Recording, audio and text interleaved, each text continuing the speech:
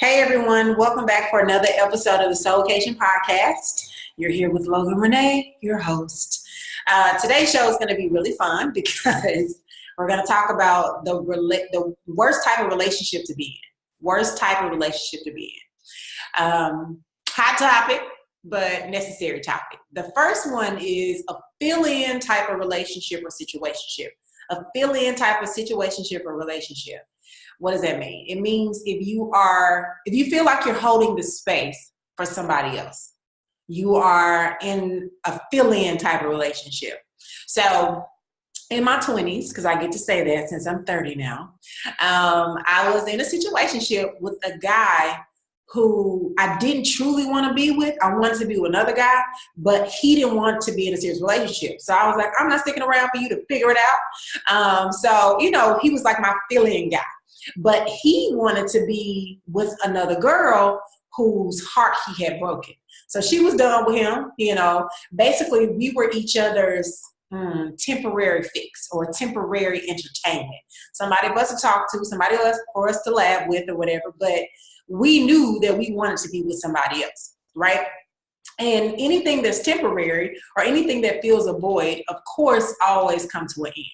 And it doesn't end well because neither one of us truly want to be there. So we're taking our frustration on each other just because we're not where we want to be.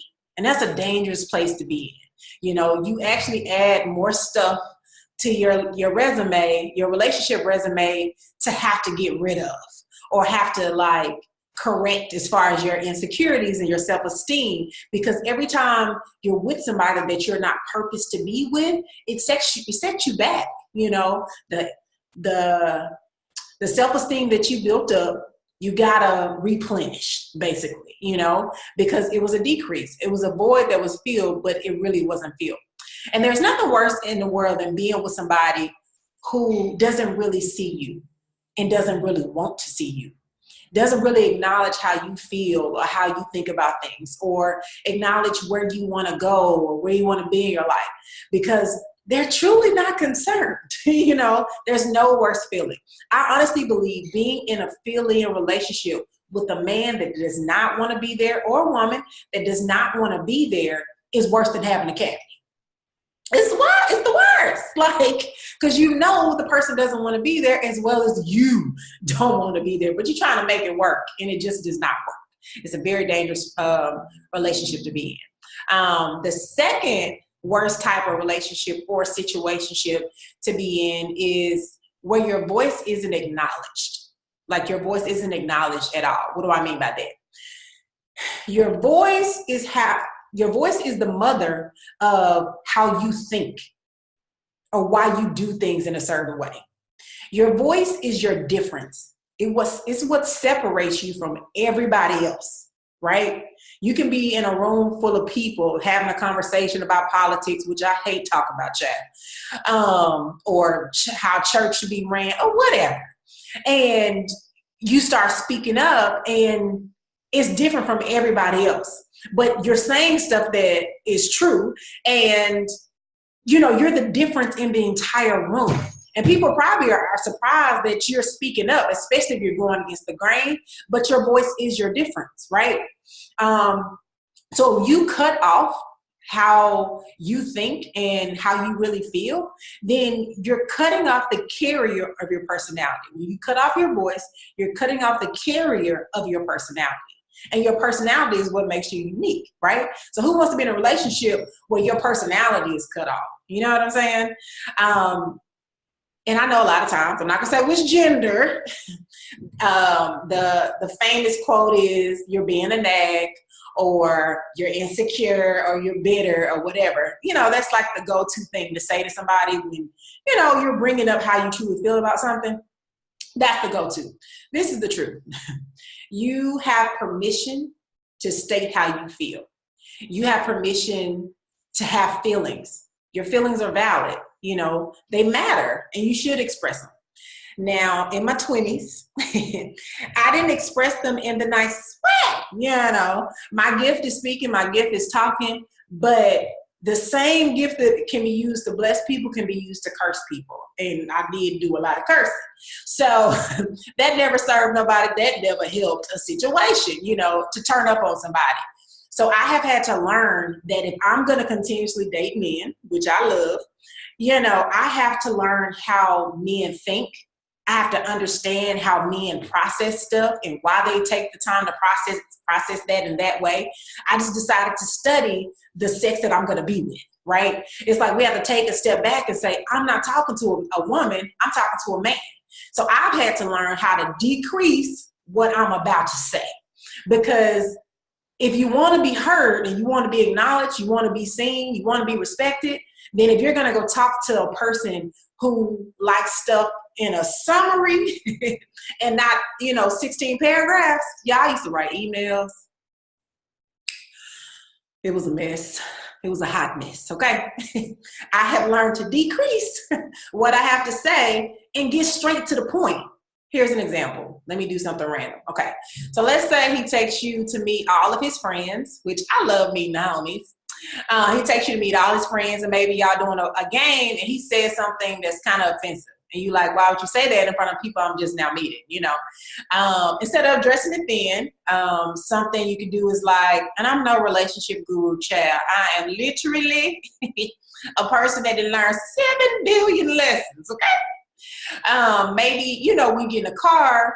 My thing is always, I'll affirm him first, you know, warm him up a little bit. Like, thank you for taking me to meet your friends because you didn't have to. You know, thank you for, you know, trusting me around him or whatever.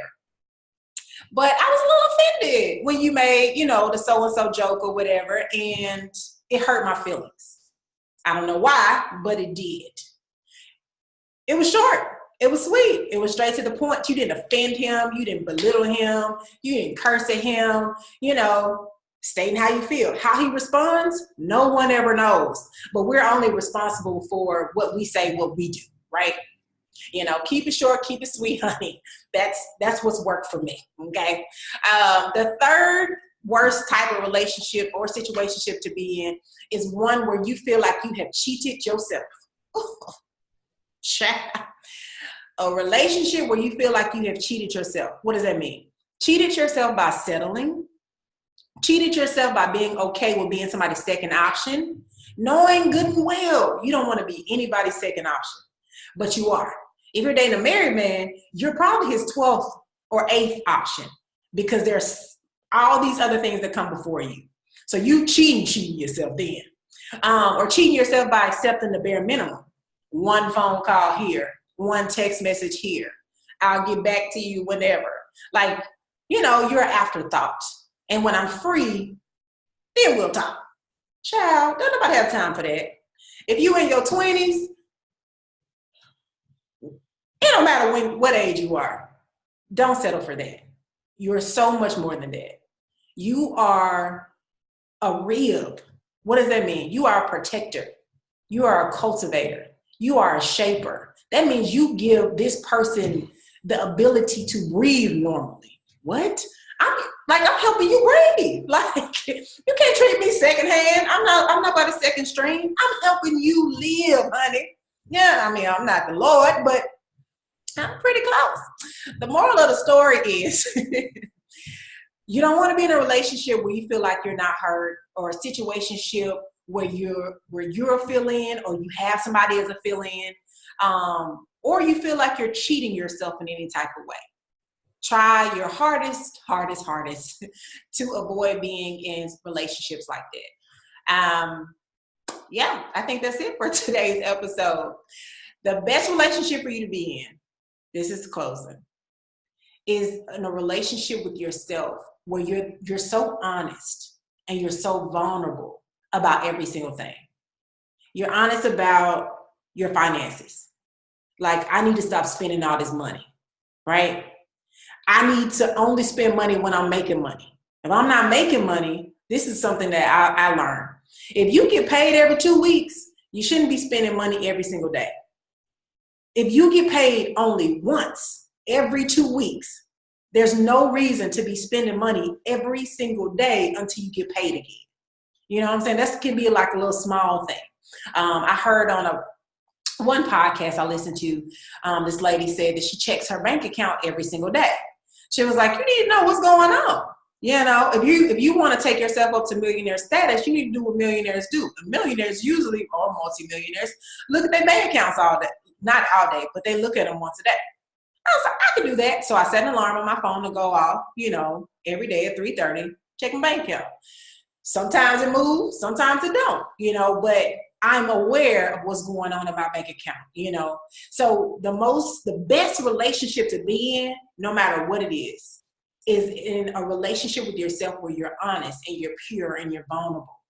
You know, I'm honest about my health and my weight. It's something I've struggled with for my entire life. So I have to be very conscious of stuff I'm eating and not working out, all these other things. But you have to get to a place yourself where you're always looking at, you know, where can I be better? What can I do here? What can I move there? Because that's the type of relationship you want to be in an honest relationship with yourself. So that's today's episode. I hope you all enjoyed it. Make sure you all share this video with your friends, and I will see you all on the next episode. Bye.